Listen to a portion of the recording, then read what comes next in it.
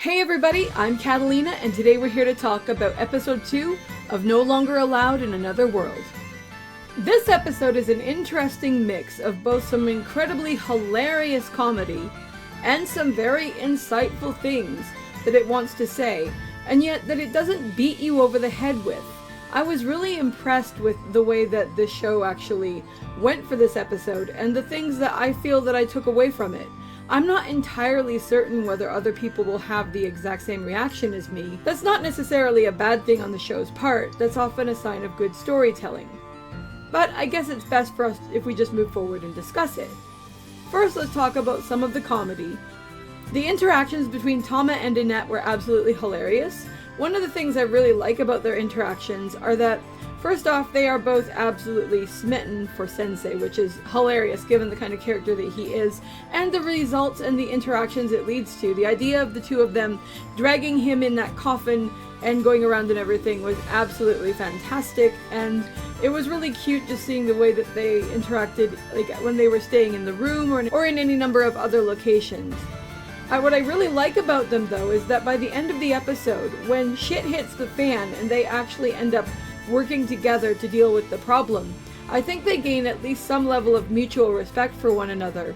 I don't necessarily think this means they're going to be perfect characters toward one another going forward, but I think that we've definitely seen at least a hint of possibility towards some kind of growth and some kind of friendship between them.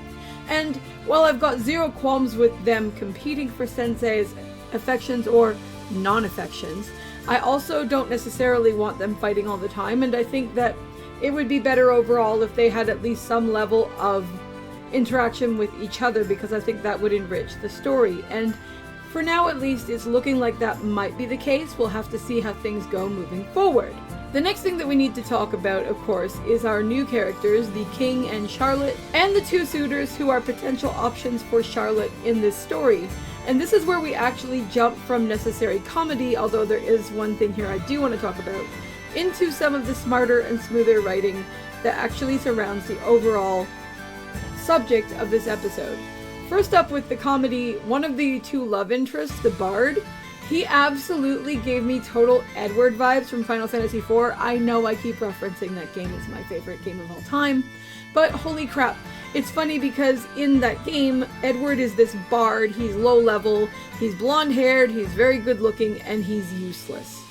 Edward in that game is absolutely useless, and he's meant to be useless. Now, he matures as the story goes on, we only actually get him in that one sequence, but he's useless.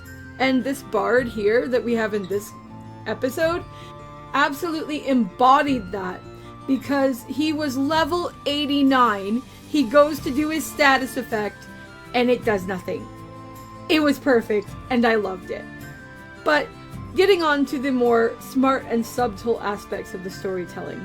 One of the two things I want to talk about here is the idea that the show highlights in the interactions between Charlotte and Sensei the reality that somebody wanting to self-delete doesn't actually mean that the person is somebody who should be considered worthless or bad or any number of other negative things. It also means that the person can have an impact on people's lives and be completely oblivious to just how much impact they actually have. We see this in the interactions between Sensei and Charlotte, and how talking to Sensei actually helps Charlotte make decisions, and it doesn't end up being the decision she originally makes when we first see her afterward. It's the ultimate decision, and it's how he helps her and guides her and his impact on her. And the thing is, we've also seen impacts of Sensei on other characters already. Annette being so unmoved earlier in the first episode and then coming to realize how important things are. Or just the general increase in competency of Tama the cat girl from this fight versus how she was against the tree when we first found her. We've seen drastic improvement, and directly or not, I would argue that Sensei is probably at least in part responsible for that. I think that sometimes when people are really sad and depressed and stuff, that they get so focused on that they don't necessarily see the impact they have on other people's lives. And I can understand that is something that makes people incredibly frustrated when people are dealing with a situation like this, because the idea of losing somebody, or the horror of losing somebody, is incredibly hard to deal with. And yet it can be really hard to find the right things to say that might help somebody. And why would it matter helping somebody? Because of the next thing I'm going to talk about, which is what happens once Charlotte has announced her intent that she wants to be with Sensei and that they want to double self-delete. And Sensei is like, yo, Beastman, can you help us out with this? And the Minotaur is like, sure. And the Minotaur starts running toward them, and Charlotte, in an instant of realization, is like, no, this is not what I want. And there is massive scientific evidence that this is something that happens to a lot of people when they get into this situation.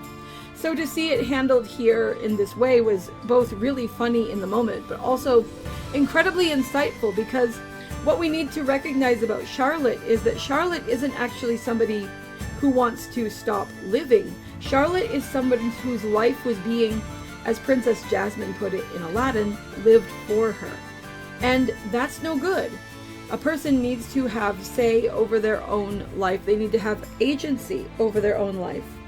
And when that doesn't happen, that is one of a myriad of things that can make somebody become incredibly desperate and end up in a situation where they are likely to make a bad choice. Because for many people, the tragic reality is that what Sensei is going through is something that happens to people when they feel that they are trapped and that there is no other solution to some overhanging problem.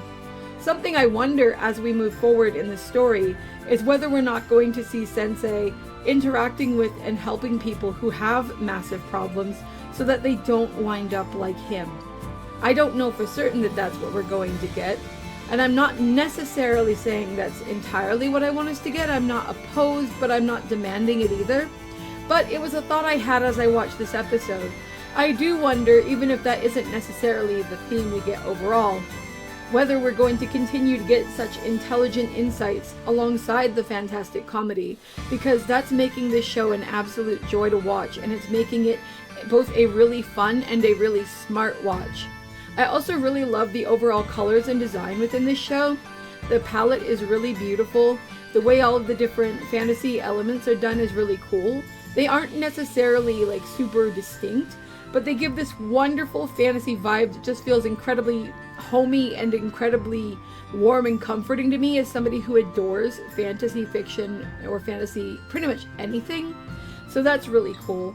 And of course, I do want to say that Sensei continues to be an absolute joy to watch. I really love his character, I really love his design, and something I normally don't go off too much about in general, but that I absolutely will hear, is the voice work for that character is absolutely incredible. Anyway, those are my thoughts on this week's episode, but I'd love to know what you guys are thinking, so feel free to drop a comment below and let me know, and I'll talk to you guys in the next video. See you later. Bye!